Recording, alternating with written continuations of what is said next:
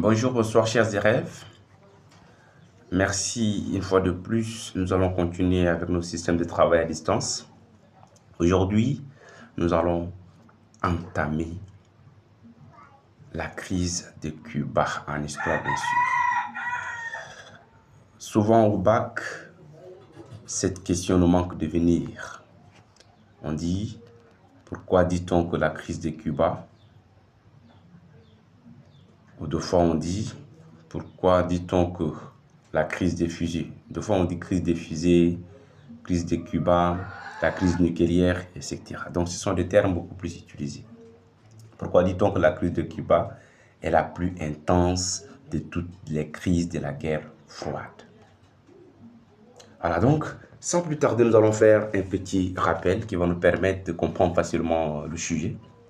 Encore la question. Il faut le rappeler, Cuba est une île qui se trouve en Amérique, longtemps sous la domination des États-Unis d'Amérique. Un jeune leader, un brave républicain du nom Fidel Castro, va venir renverser le dictateur entre-temps au pouvoir du nom Batista. Le renversement de ce dictateur par le jeune républicain Fidel Castro va chambouler maintenant toutes les stratégies de domination, les stratégies de développement dans cette île américaine appelée Cuba. Fidel Castro va décider de nationaliser toutes les entreprises, toutes les terres cubaines. Cette prise de décision par le nouveau président cubain ça ne va pas plaire les Américains. Pourquoi? Parce que le fait que Castro essaie de nationaliser toutes ces entreprises, toutes ces terres cubaines, l'intérêt américain est en danger. Du coup, l'Amérique va mettre des embargos sur le jeune président. Les Américains vont essayer maintenant de monter des coups un peu partout, mais ces coups vont essayer de vouer à l'échec parce que Castro est beaucoup aimé, beaucoup apprécié au niveau de cette république cubaine. Les Américains vont mettre des embargos sur le plan économique, sur le plan politique pour contrecarrer, pour le faire partir, mais impossible. Ils vont essayer d'asphyxier la zone.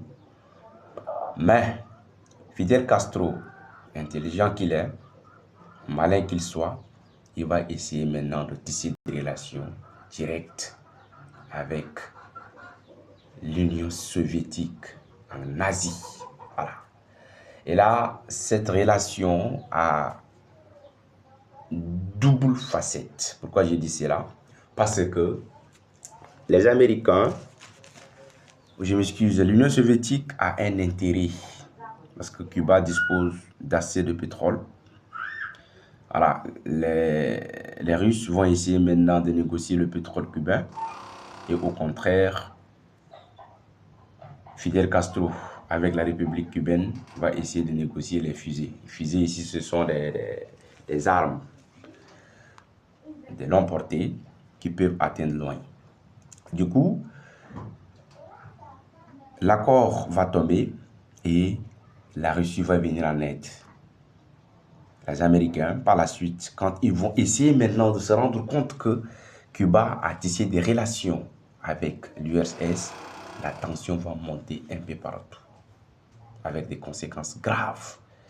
Et là, il faut comprendre que, sur ce point, les Américains vont essayer maintenant de s'enquêter. Ils vont prendre des enquêtes et par la suite, ils vont découvrir qu'ils ont installé des fusées qui peuvent atteindre directement l'Amérique. Les tensions vont monter. Et s'il est question de rappeler entre-temps, le président de la Russie, ce n'était pas déjà Staline parce que Staline était mort. Entre-temps, le président de la Russie, c'était Nikita Khrouchtchev et aussi le président de l'Amérique était John Kennedy. Voilà, je dis bien John Kennedy, président américain, Nikita Khrouchtchev, président de la Russie. Ce sont des jeunes présidents. Les tensions vont monter, qui vont faillir plonger le monde dans une troisième guerre mondiale. Et là, il faut être malin sur ce point.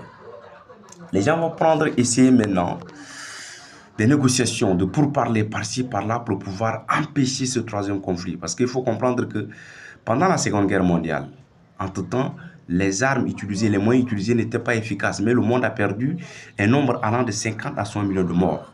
Or, arrivé maintenant, lors de la crise de Cuba c'est à partir de, 58 à 62, vous savez.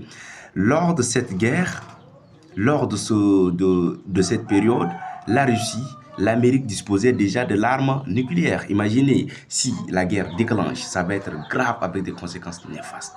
Mais Dieu merci, par l'intelligence de ces deux présidents, ils vont essayer maintenant de trouver terrain d'entente et ils vont essayer de lever, les fusées placées en alliance de Cuba et de la Russie pour affronter l'Amérique. Voilà. Donc, il faut comprendre que deux fois, on va vous demander, est-ce que le fait que la Russie retire ses fusées est un acte de sagesse ou un acte de lâcheté? C'est tout simplement un acte de sagesse.